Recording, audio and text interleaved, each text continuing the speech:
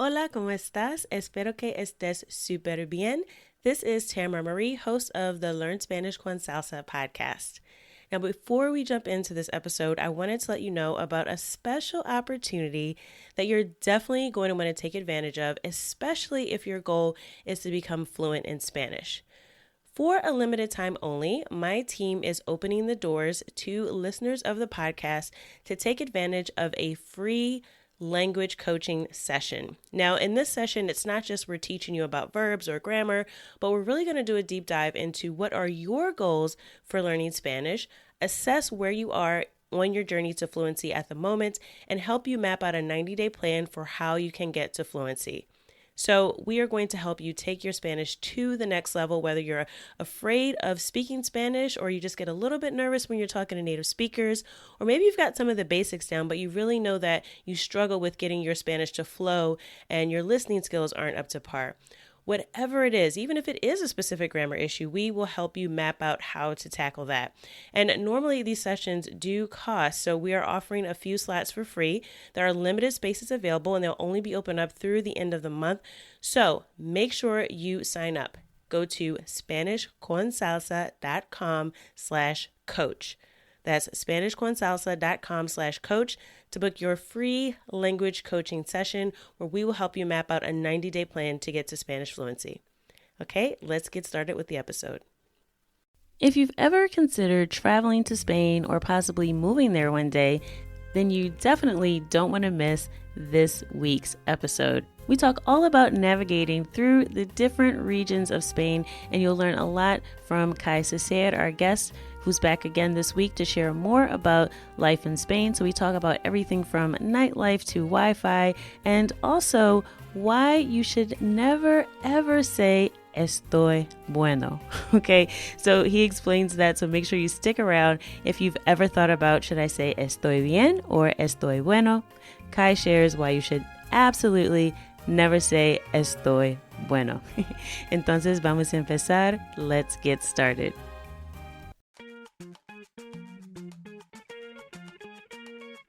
Bienvenidos! Welcome to the Learn Spanish con Salsa podcast, the show for Spanish learners that love music, travel, and culture. Close your grammar textbooks, shut down the language apps, and open your ears to how Spanish is spoken in the real world. Let us show you how to go from beginner to bilingual. Here is your host, certified language coach, Tamara Marie. Hola, bienvenidos al episodio 96. Welcome to episode 96 of the Learn Spanish con Salsa podcast. Now, as you know, we are counting down to episode 100 of the Learn Spanish con Salsa podcast. And you still have an opportunity if you want to leave a voice note to share with us your experience listening to the show, your number one takeaway, your favorite episode. If you just want to say congrats on episode 100, then we'd love to hear from you. Just go to learnspanishconsalsa.com/voice. And also don't forget, as we are celebrating our 100th episode, we are saying gracias, thank you, to each and every one of you by offering different opportunities for you to improve your Spanish this month. And one of those is if you sign up to be a supporter of the podcast, and you can do that at learnspanishconsalsa.com/support, then we are giving away a free private Spanish lesson with one of our amazing coaches in the Spanish con Salsa team. So you'll be able to get comfortable speaking Spanish because everyone on our team is super nice and super patient, and they'll definitely work with you regardless of what your level is. We will get you speaking Spanish, okay? So all you have to do is sign up to be a supporter of the show by October 31st. That's in a few days. So if you're thinking about it and maybe you heard me announce it last week and you thought, oh, I'll get around to it, make sure you do it now. Go to learnspanishconsalsa.com/support and sign up to be a supporter of the show, and you'll be able to get your free one-on-one Spanish lesson. This week, you get to hear part 2 of my conversation with Kai Ceasire from the YouTube channel Kai's Foreign Adventures, where you can find out about everything and anything you want to know about moving to Spain. And it's all told from the experience of an African American. In this week's episode, we talk about how the lifestyle and the Spanish spoken in the Canary Islands differs from that of mainland Spain. including things like access to Wi-Fi and the nightlife. Kai also shares the best place to try paella, and as I mentioned in the intro, why you should never ever say estoy bueno. Another funny thing he shares is a term in Andalusia, or as they say, Andalucia, right? He talks about a term that they use there that I think you'll find quite hilarious, especially if you are a person of African descent. It might catch you off guard. So it's a really fun conversation with Kai. I enjoyed talking to him. He has this infectious laughter, and he just made me want to move to the Canary Islands like yesterday. So I know you'll enjoy this conversation. So make sure you stick around to the end. And I'm also asking Kai a few questions in Espanol, so you'll get to hear his Castilian Spanish accent. Here is part 2 of my conversation with Kai Ceasire. So do you notice that you are treated differently being a Black person from the U.S. versus how maybe Africans are treated in Spain? Because I do know there is a lot of immigration from Arab-speaking countries and also from like Northern Africa and Spain, and that there have been some issues sort of with that cultural mix, I'll say. So have you noticed that people treat you differently based on where you're from, or do people think that you're from Africa? Okay, so yes, there is some difference in treatment, and I've never been treated badly, and I haven't seen anyone be blatantly racist, although I'm sure there are racist people that exist, here. My friends tell me that it's something very rare, but I have seen xenophobia towards Arabic people and Africans. And when people meet me, they usually think I'm from South America. They will ask me where I'm from, and then when they hear my accent, they're like, "Oh, whoa, you're American." And there is, I would say, someone else had used this term, and I agree. I would say passport privilege. And I think, the times that I had problems with law enforcement, when they pulled me over, and I didn't have a driver's license and they let me go, they saw my passport. And I think that was one of the reasons why I didn't get in trouble. But I think that if it was an African or an Arab person doing the same thing, I think they would have problems based on what I've seen. But I've never seen any violence towards anyone since I've been in Spain. And I'm sure that must be a big change, like especially like you mentioned being pulled over. I know just kind of hearing you say that, I almost like cringe just like for you, thinking, oh my God, you got pulled over by the police.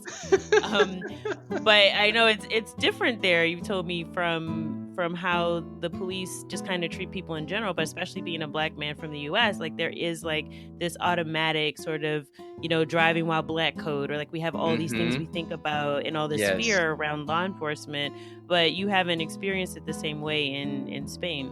No, and me being pulled over 5 times, driving without a license for 2 years, and never really having any issues, I can say that, there was fear at first, but they've helped me when I needed help. And I talked to the police. They were like, okay, yeah, where do you want to go? I'll take you. I've never had any problems, and now I don't have any fear here. But I do realize that there is that xenophobia towards certain people, and I keep that in mind. And I have to realize that I am American, and they do see Americans differently than they do Arab people or people from Africa. And this is a question I also got, which I think everyone thinks about now, because we can't live without Wi-Fi, right? So like, how is the internet service there, and any other like services that might be different than the US, like, I don't know, utilities, water, things like that. But how is the internet? That's what everybody wants to know. Is there 5G? Oh my God. And okay. It's funny you mentioned that too, because yesterday I did another video about this topic, and I haven't edited this video either because people have asked me the same question. So, okay. The internet is good depending on where you are, okay? And depending on the company. So when I was in Madrid, I didn't have any issues with the internet. It was fast speeds, no problem whatsoever. Okay. Then I moved to the Canary Islands. When I was in the north of the island, the internet was good. I could watch Netflix, I could work. It was really fast. Now I'm living in the center of the island. the internet at first was horrible. They had to install fiber optic and all these other types of things because the internet was basically like dial-up. It was horrible. And so there was a company that offered me a free trial for 3 months. And I tried this company. I'm still using this company. And it sucked. Now it's better, but I miss the original company that I had. So I'm in the process of seeing if I can switch.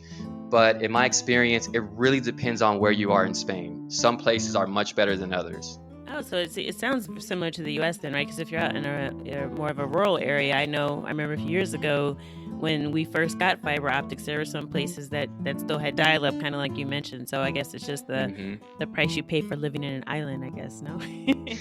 Yeah, well, and where you are on the island too, it makes a big difference. So let's talk a little bit about the language now too, because I know in Canary Islands, the Spanish is a little bit different, and I haven't been over there myself, and one day I hope to travel again. So tell us a little bit about the Canary Islands and, how you ended up settling there, and how is it different from like Barcelona or Madrid or Andalusia? Okay, well, I was offered a teaching job, and that's the only reason why I came here.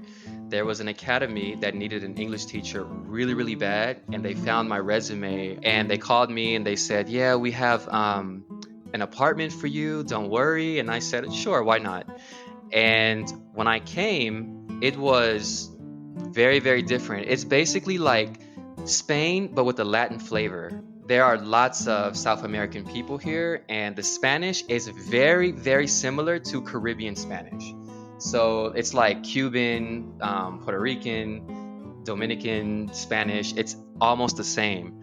And I felt like I wasn't in Spain anymore. It was so different. Traveling from each island, because I've been to 5 of the islands, and each island is different. It's like, it looks different. They use different vocabulary, and just the feel is different.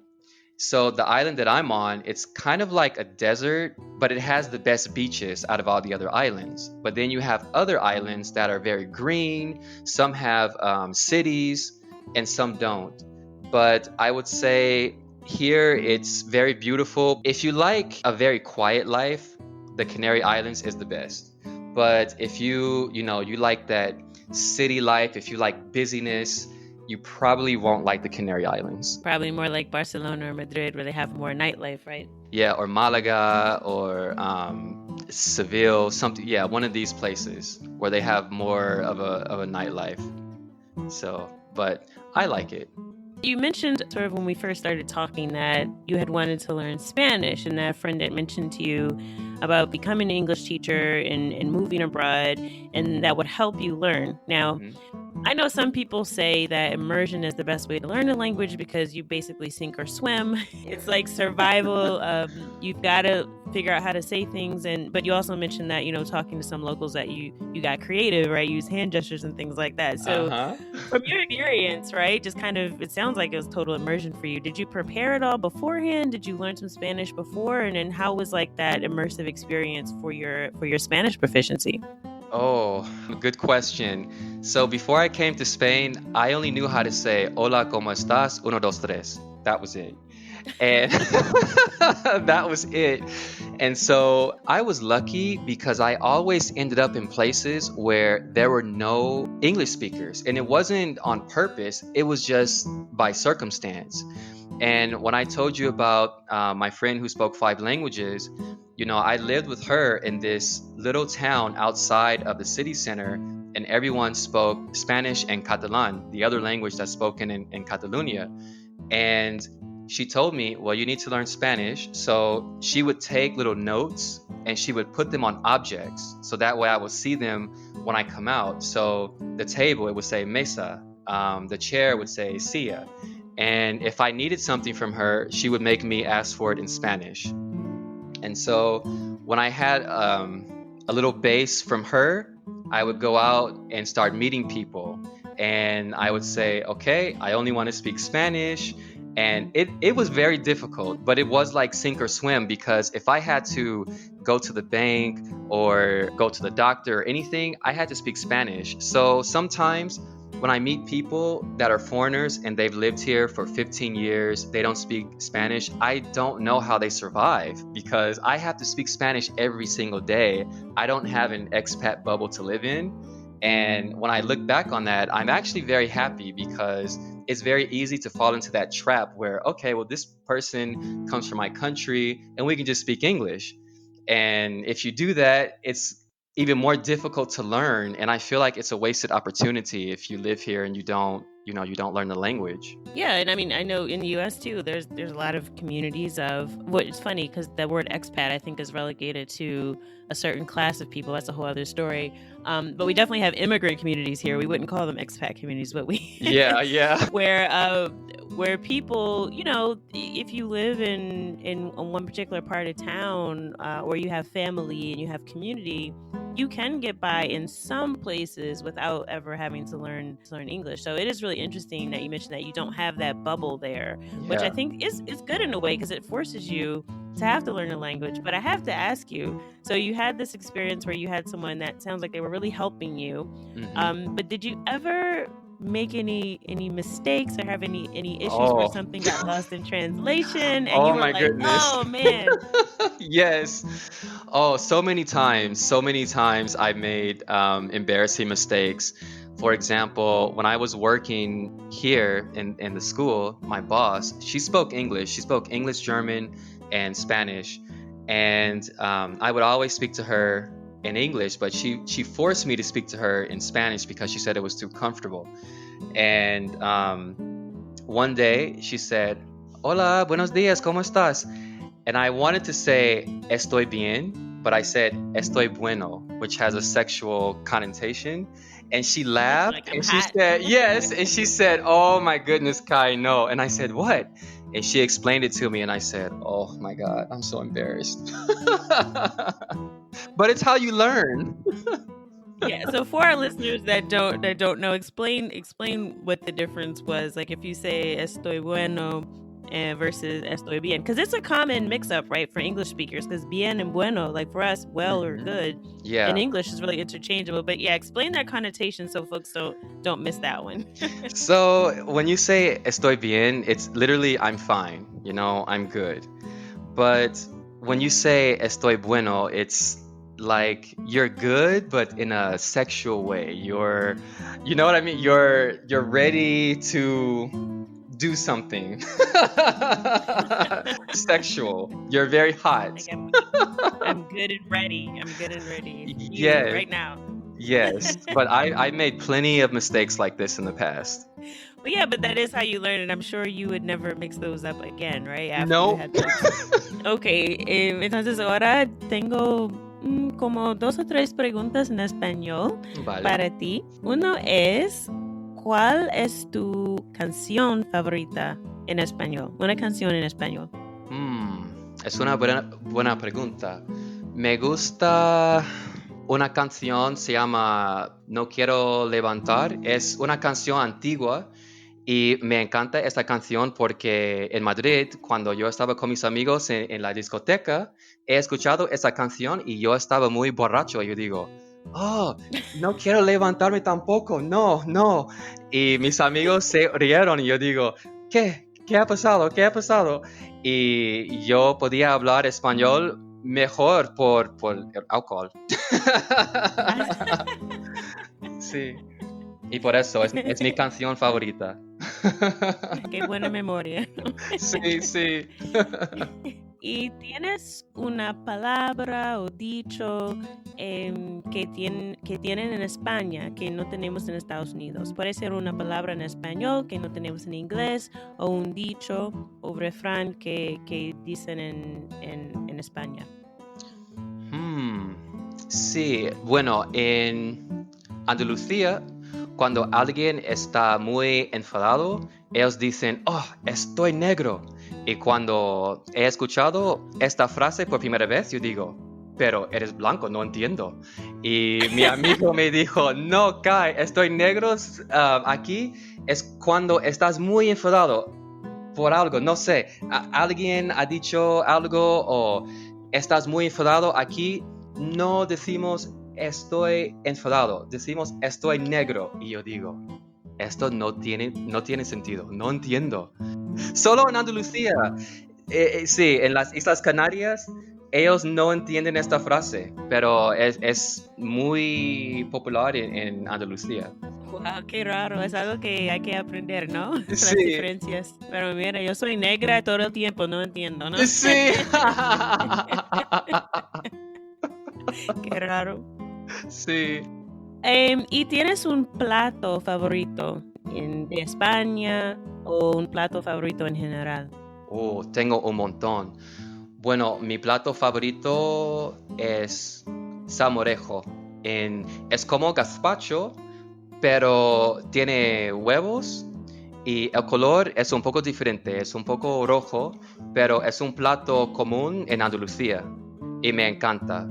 Y también me gusta paella marisco porque paella es parecido con jambalaya en Estados Unidos y por eso me encanta. Pero me encanta marisco y hay un plato se llama paella con conejo.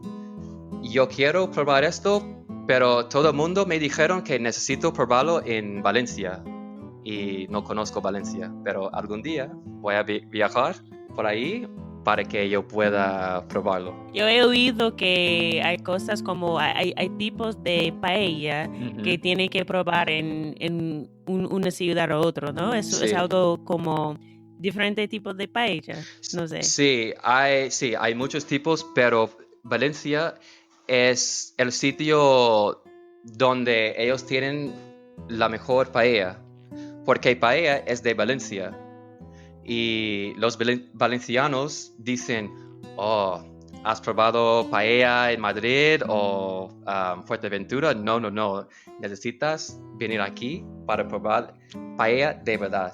Otra pregunta.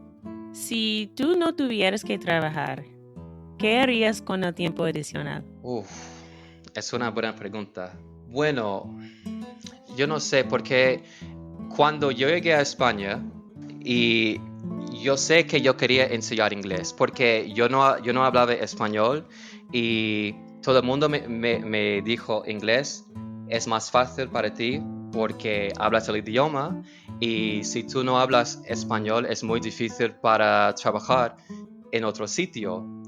Y creo que si eres un extranjero y hablas solo inglés, creo que para enseñar inglés es más fácil. Por ejemplo, tengo un amigo, él es de Inglaterra y él lleva en Fuerteventura 15 años. Y me dijo al principio, él no hablaba español tampoco, pero él trabajaba en un hotel. Y él me dijo, sí, era muy difícil, pero él hablaba inglés. Y en el hotel, los turistas eran ingleses. Para él era más fácil, pero él me dijo que él cree que es más fácil para enseñar inglés porque no necesitas hablar español. Así que es un poco difícil, pero si no tuviera trabajo, yo no sé. ¿Quieres viajar o qué? Sí, yo quiero ver más de Europa, porque yo conozco solo España, Inglaterra y Gibraltar, pero me gustaría viajar a Francia, Italia, Portugal, sí, otros sitios, pero en este momento es muy difícil porque hay coronavirus y los españoles no pueden viajar en cualquier sitio. Quizás en el año que viene. Bueno, entonces gracias. Thank you, Kai, for sharing some time with us here on the Learn Spanish con Salsa podcast and your experience living in Spain. If folks want to get in touch with you and they want to check out your YouTube channel, how can they find you on social media? My YouTube channel is Kai's Foreign Adventures, and if you want to find me on Instagram, my name is Kai C, like casa, 1983. And I do have people that'll send me messages they watch a video, they have questions, they find me on Instagram, and that's totally okay. So feel free. Good. And also put a link to that in the show notes. So that if you want to get in touch with Kai, you want to reach out, you want to watch some of his very informative videos before you move to Spain, we'll include that in the show notes of this episode so that you can check all of that out as well.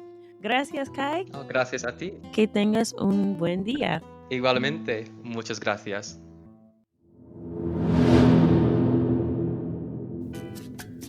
I hope you enjoyed that conversation with Kai.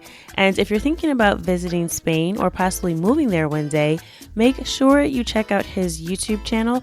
I will be including a link to that in the show notes for this episode. So you can just go to learnspanishconsalsa.com/96. That's learnspanishconsalsa.com/96. Or you can click on the link in the description wherever you're listening to this podcast. If you just scroll down and click on the description, you'll see a link as well to our show notes page. So we'll be linking up his YouTube channel and also how to get in touch with him on Instagram if you have some further questions about all things Spain. I hope you're enjoying our Black Expat series so far. We will be bringing you more stories in the future from expats that live in other countries. But next week, we'll be getting back to my favorite thing to do, which is to share another one of my favorite salsa songs. And I will be doing a breakdown of the lyrics as well. So make sure you tune in next week. If you haven't already subscribed, make sure you hit that subscribe button. We publish a new episode every Tuesday morning. So if you want to be the first one to know about it, make sure that you are subscribed so that you will see each and every new episode in your podcast feed.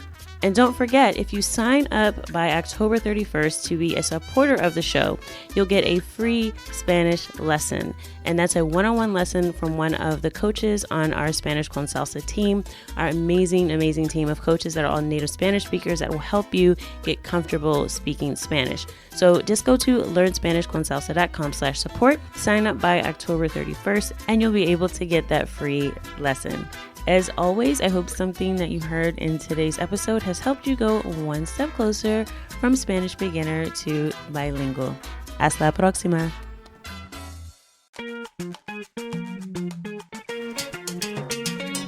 Thank you for listening to the Learn Spanish con Salsa podcast at learnspanishconsalsa.com.